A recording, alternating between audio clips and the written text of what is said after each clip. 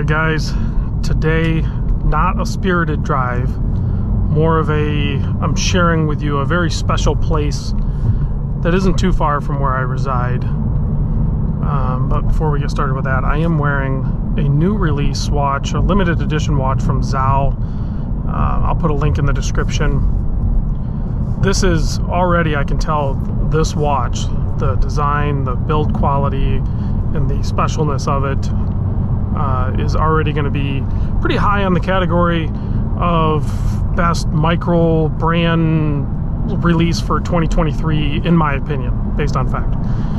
But real quick, this road, there's nothing really special about this road. There's a lot of better roads for driving. This road, what is special about this one is this is the road that I will often park a car down at the end, and you'll see the end here in a minute. And that's where we retrieve the kayaks. So off to my left here, which we'll have a couple little spots here where you can see it, is the Platte River. And it's not a very big river, it's not a very fast river or anything like that. It's just a nice, good, casual river to either kayak or canoe or even tube down. I own some kayaks, and this might sound corny, but if you are up in my neck of the woods in northern Michigan, up near Traverse City or something like that, maybe try to reach out to me. If it's good weather, I mean even bad weather, maybe we can meet up, and if time allows, maybe we can take some kayaks down the Platte River. You know, I'll bring them over here, we'll launch, and we'll spend the evening or whatever. I've even done some midnight runs in the middle of the night. A little freaky, not gonna lie, a little freaky on the river in the middle of the night, because it's dead quiet except for the wildlife, and you can literally hear wildlife happening, meaning that like the bigger wildlife takes the smaller wildlife.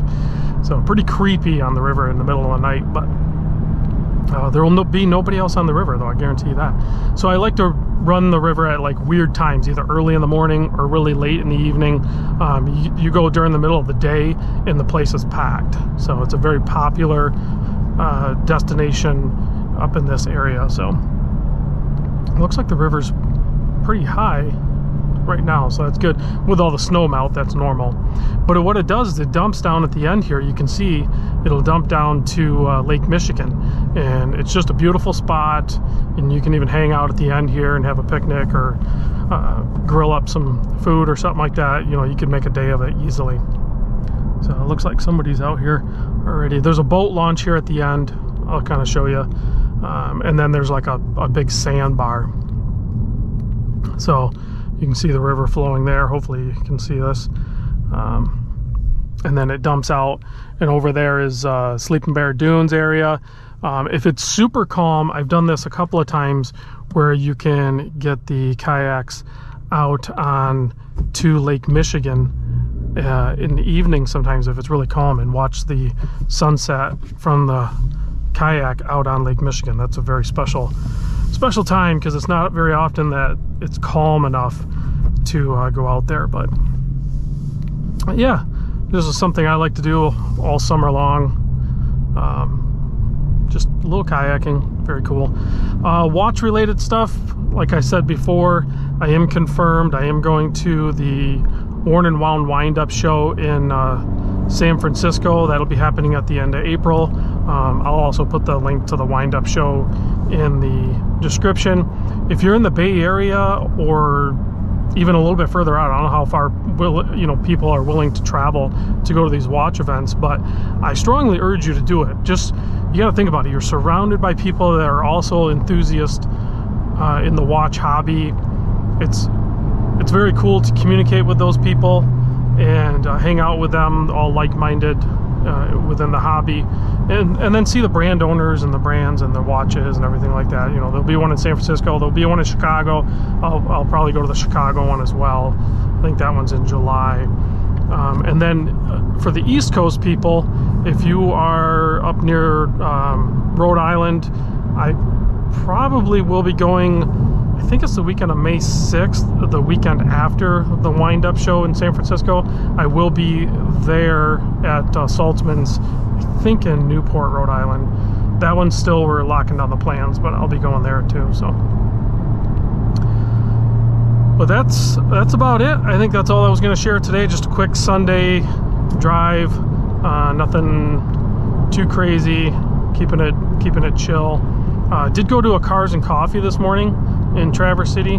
That was pretty cool. Makes me realize that I am getting older, though. The majority of the people that attended that Cars and Coffee were probably in their like mid-20s, maybe up to 30. You know, I'm like in my mid to upper 40s, so I'm definitely the old man of the crew. So probably not my scene. I might do some car shows throughout northern Michigan later on, but I don't know about the Cars and Coffee thing. Those days are kind of past me. I really enjoy just being alone, going for the drive, and enjoying the area that I live in.